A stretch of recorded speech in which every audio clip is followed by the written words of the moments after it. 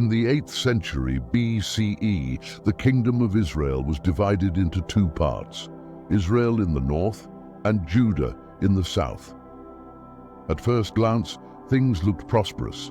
Fields were full, trade bustled, and the cities of Samaria and Jerusalem stood tall. But beneath this prosperity lay a deep decay. The rich and powerful exploited the poor, taking land and property as they pleased.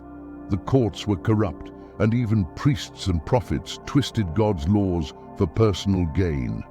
Justice was rare, and mercy even rarer. This was the world into which a humble farmer named Micah stepped. Hailing from a small village called Moresheth Gath in Judah, Micah was not a wealthy man or a scholar.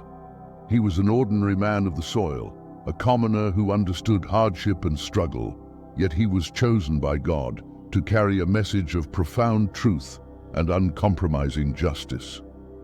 One evening, as the stars blanketed the sky, Micah felt the weight of God's calling on his heart. It wasn't a calling he had asked for or expected, but as he looked around at the injustice and corruption, he could not ignore God's voice. The world needed a voice for the voiceless, a defender of the weak, and a prophet who could stand against the false security that surrounded the people. Have you ever felt called to stand up for something you believed in, even if it was difficult? Please let us know in the comments section. Micah's message wasn't just for the ordinary people of Judah and Israel. It was directed at the powerful, the leaders, and the wealthy who had forgotten God's ways. He knew that his words would not be welcomed. Speaking truth to power rarely is, but he was driven by a sense of urgency and responsibility. Micah was no longer just a farmer.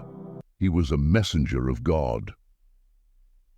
The message of justice and judgment. With boldness, Micah stepped forward to deliver God's message. "Hear, you peoples, all of you.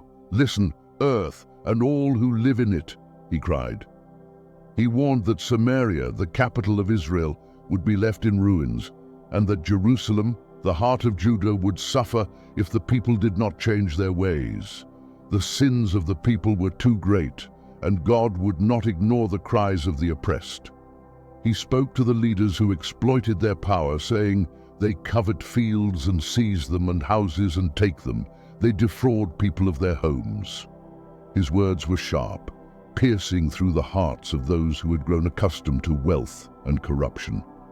He told them that God saw their deeds, and that if they continued down this path, disaster would come. Yet Micah did not speak out of hatred or anger. His words carried a sorrowful love, a yearning for the people to return to justice and compassion. He was calling them back to God's ways, to a life that honored both God and neighbor. The heart of true worship. One of the most beautiful moments in Micah's prophecy came when he explained what true worship meant. While people often thought they could please God with sacrifices or ceremonies, Micah revealed a much deeper truth. "He has shown you, O mortal, what is good. And what does the Lord require of you?" he asked. His answer was simple yet powerful: to act justly, to love mercy, and to walk humbly with your God. In a society obsessed with outward rituals and sacrifices, Micah called the people to a deeper kind of worship, one that went beyond ceremonies and reached into the heart of everyday life. Micah's words were revolutionary.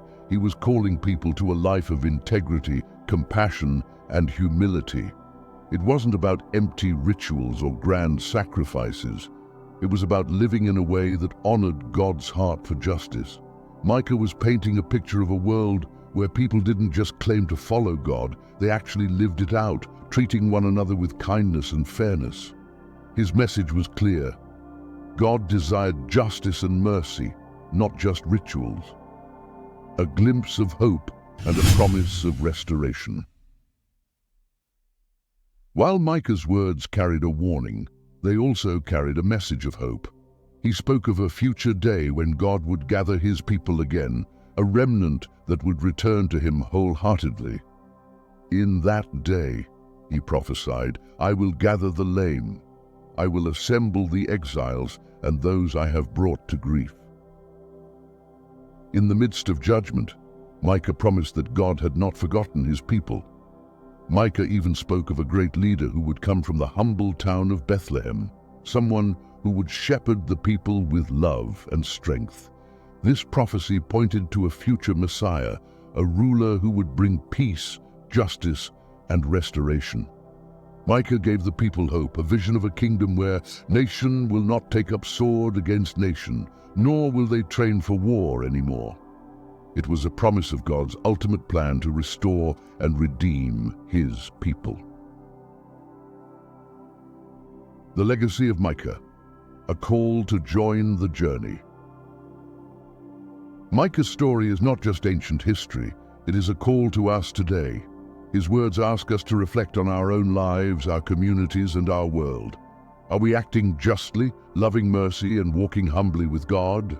Are we standing up for those who cannot stand for themselves? Join us as we take up Micah's challenge, not just in words, but in action. Let's be a people who seek justice, show mercy, and live with humility. Together, we can be the voice for those who are unheard, hands that offer kindness, and hearts that strive to walk in God's ways. If you were to take one small action today to live out Micah's message, what would it be? Please let us know in the comments section, and please consider to like the video. Thanks.